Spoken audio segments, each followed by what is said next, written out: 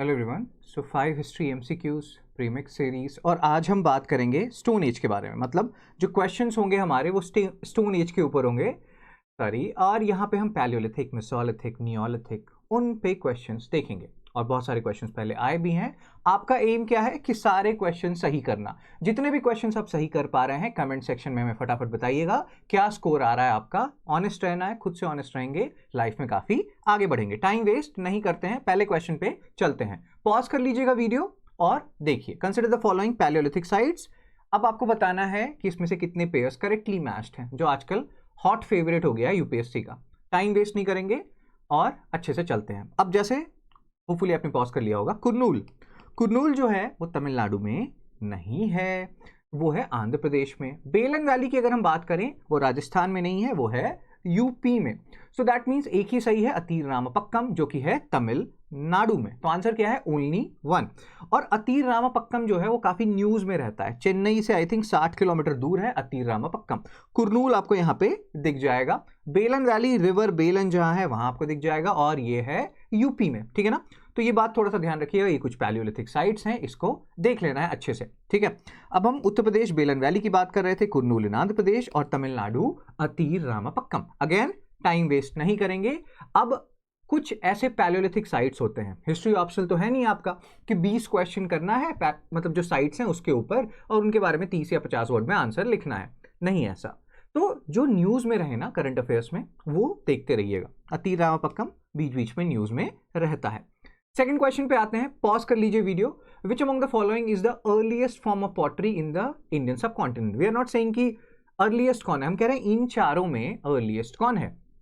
Pause कीजिए video, answer लिखिए, सोचिए, and then unpause it and then hear it out.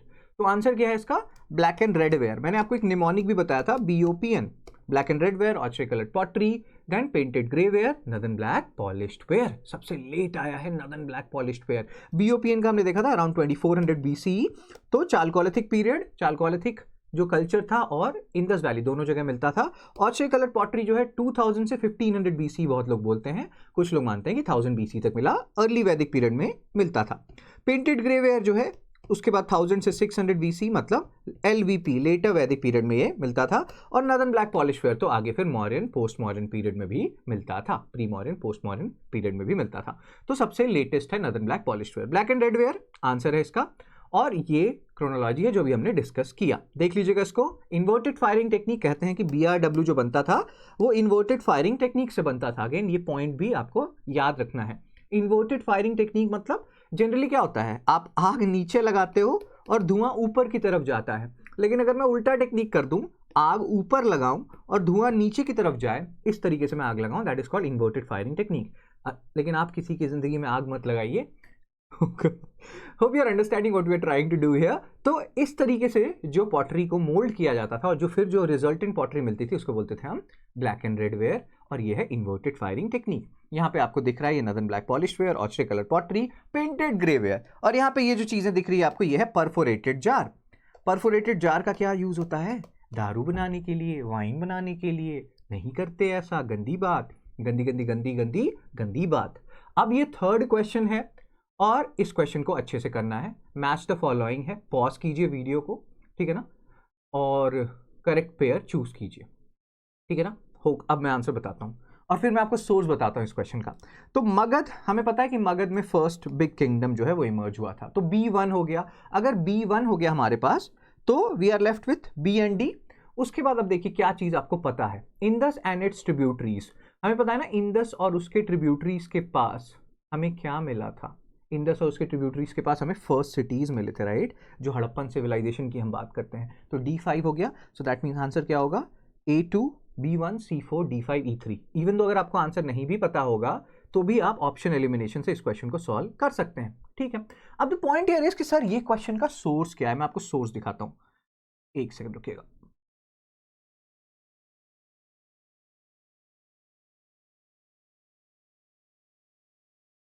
अब ये ना क्लास 6 का चैप्टर 1 है, अभी हम NCERT सीरीज चला रहे हैं, तो उसमें ना मैं चैप्टर वाइज चीजें कवर करता हूँ। Chapter 1, chapter 2, chapter 3, chapter 4, class 6, 7th किया है मैंने, 8th किया है, 9th किया है, अभी 10th करना है, 11th करना है, 12th करना है। थोड़ा शेड्यूल से मैं पीछे हूँ, बाकी फैकल्टीज ठीक है, but again the thing is कि कोशिश यही है कि इसको अच्छे से किया जाए। तो point here is chapter wise कर रहे हैं। अब यहाँ देखो, ये वाले क्वेश्चन पे तो बाद में आएंगे, अभी हम क्या बात कर रहे थे, क्वेश्चन का सोर्स क्या है, जो भी हमने थर्ड क्वेश्चन देखा था क्लास 6 चैप्टर 1 रैशनलाइज एनसीईआरटी। किसी का मैं कमेंट देख रहा था कि रैशनलाइज एनसीईआरटी पढ़ सकते हैं नहीं पढ़ सकते, बिल्कुल पढ़ सकते हैं।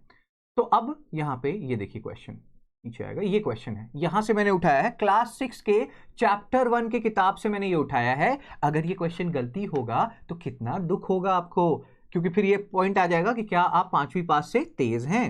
बिल्कुल है। क्वेश्चन गलत करने से हम तेज नहीं होने या होने का क्या मतलब है, कोई रिलेशन तो बनता है नहीं उससे, right. So it's totally fine अगर आप गलत करते हैं तो, ठीक है। एक सेकंड रुकिएगा। तो हम बात कर रहे थे क्वेश्चन नंबर 3 की, एक सेकंड दीजिए मेरे को। हम थर्ड क्वेश्चन पे थे, we have talked about this, we have talked about the source as well.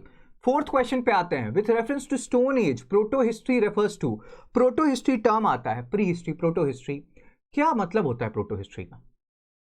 Pause कीजिए वीडियो। आंसर है दोनों ही, मतलब यहाँ पे जो आपको दोनों पॉइंट्स दिख रहे हैं दोनों ही आंसर है। इसका अलग अलग मीनिंग है। यूरोपियन कॉन्टेक्स्ट में बोलते हैं कि खुद का राइटिंग नहीं हो लेकिन कहीं और लिखा हुआ हो, ठीक है ना। जैसे मान लीजिए हम चालकोलिथिक कल्चर का एग्जांपल लेते हैं, उसका खुद का कोई राइटिंग हमें मिला नहीं है। लेट्स से हड़प्पन सिविलाइजेशन उनके कंटेम्प्रेरी थे, हड़प्पन सिविलाइजेशन हम डिसाइफर कर लेते हैं और हड़प्पन सिविलाइजेशन कुछ पता चलता है कि वो कुछ बातें कर रहे हैं चालकोलिथिक कल्चर के बारे में, तो चालकोलिथिक कल्चर वाला भी आ जाएगा प्रोटो हिस्ट्री में। आर्कियोलॉजिस्ट ने बोला कि ये ना बड़ा ही पेचीदा है इस तरह का डेफिनेशन, ठीक है ना। कुछ ऐसे ही बोलते हैं कि जो डिसाइफर्ड स्क्रिप्ट नहीं है, जैसे हड़प्पन सिविलाइजेशन उनका स्क्रिप्ट तो है, डिसाइफर्ड नहीं है, उसको भी आप रखो प्रोटो हिस्ट्री में। आर्कियोलॉजिस्ट ने बोला कि ब्रो इतना क्यों कॉम्प्लिकेटेड बना रहे हो, इसको सिंप्लीफाई करो ब्रो। आप क्या करो, नियोलिथिक पीरियड से स्टोन एज तक, सॉरी स्टोन एज कह रहा हूं, आयरन एज तक जितना भी जो भी सिविलाइजेशन है, जो भी कल्चर है, जो भी हिस्ट्री है, सबको डालो प्रोटो हिस्ट्री में, and that's what these guys are saying. और उसमें सब कुछ आ जाएगा, आपका इंडस वैली सिविलाइजेशन आ जाएगा, सारी चीजें आ जाएंगी। सो डू रिमेंबर ये दोनों ही स्टेटमेंट सही है और थर्ड भी डेफिनेशन है इसका। आंसर है सी।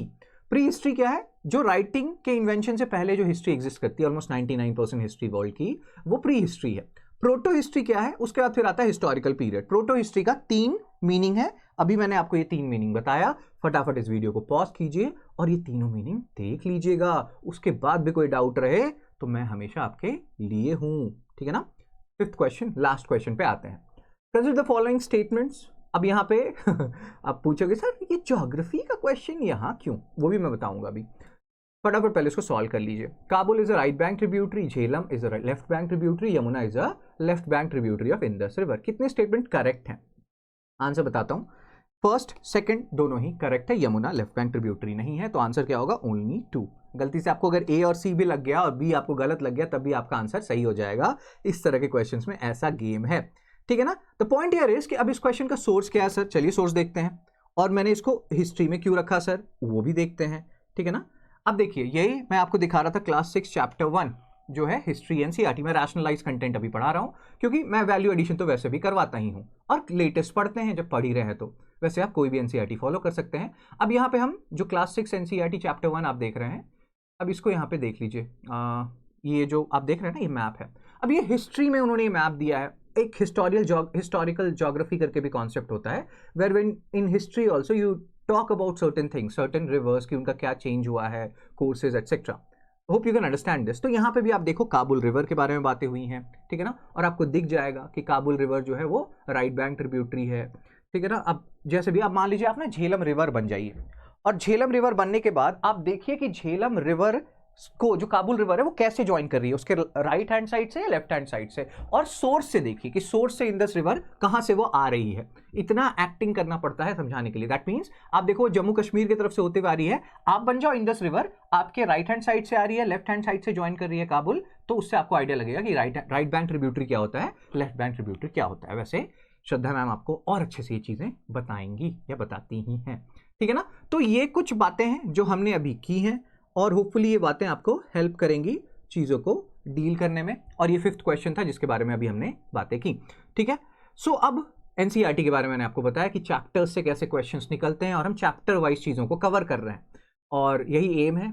और 9 तक किया कवर मैंने, 10th 11th 12th मेरे को करना है, चाहे टाइम थोड़ा ज़्यादा लगे लेकिन अच्छे से करेंगे। तो अगर आप चाहते हैं, और सिर्फ मैं ही नहीं कर रहा हूँ, सारे फैकल्टीज़ कर रहे हैं, अपने अपने एरियाज़ को कवर कर रहे हैं एनसीईआरटी में, आप बिल्कुल ये कोर्स ले सकते हैं। 100% मैं अपनी तरफ से बोल रहा हूँ, ये आपको बिल्कुल हेल्प करेगा। You will thank me later for this, ठीक है। उसके बाद टेस्ट अभी हम क्वेश्चंस कर रहे हैं, 5 क्वेश्चंस किए, ऐसे आपको बहुत क्वेश्चंस करने हैं, फुल लेंथ टेस्ट लगाना है, परख टेस्ट सीरीज आप बिल्कुल ले सकते हैं। और भी कोई कोर्स आप ले रहे हैं, डजंट मैटर कौन सा कोर्स ले रहे हैं, आप शुभ कोड यूज कर सकते हैं, 10% डिस्काउंट आपको सारे कोर्सेज पे मिल जाएंगे। ठीक है, so that's it, no more time wasting, हो गया, अच्छे से देख लीजिए। और जो भी मार्क्स आए हैं, जितने भी आंसर सही हुए हैं, कमेंट सेक्शन में बिल्कुल बताइए। ठीक है, take care, be blessed, see you soon Radha, bye bye.